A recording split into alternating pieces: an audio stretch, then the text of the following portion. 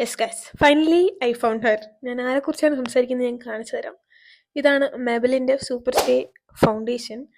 And ഞാൻ കുറേ നാളുകൊണ്ട് തപ്പിക്കൊണ്ടിരുന്ന എൻ്റെ ഷെയ്ഡിന് പറ്റിയൊരു ഫൗണ്ടേഷൻ, ഫുൾ കവറേജ് ഉള്ളൊരു ഫൗണ്ടേഷൻ ഞാൻ തപ്പിക്കൊണ്ടിരിക്കുകയാണ്. ഫൈനലി എനിക്കത് കിട്ടി.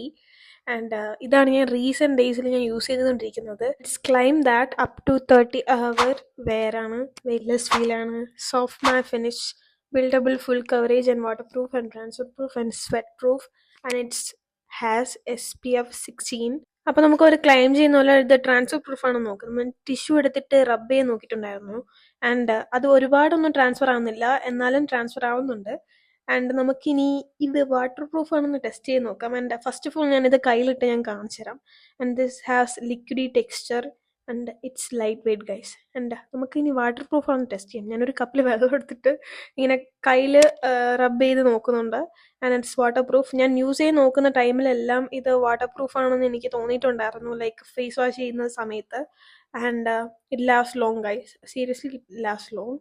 And if you are searching for A good foundation and it gives you matte finish and full coverage guys, and it's sweat proof and waterproof and transfer proof ആണെന്ന് ചോദിച്ചു കഴിഞ്ഞാൽ transfer proof കുറച്ച് transfer ആവുന്നുണ്ട്.